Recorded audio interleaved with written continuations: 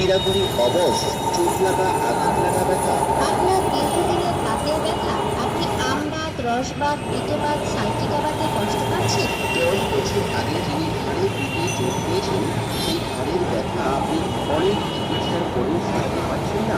আপনি কোর্ট কাছারি, school college কলকারখানায় যাবেন, অফিস যাবেন, আপনি ব্যবসার ক্ষেত্রে যাবেন, আপনার বাড়িতে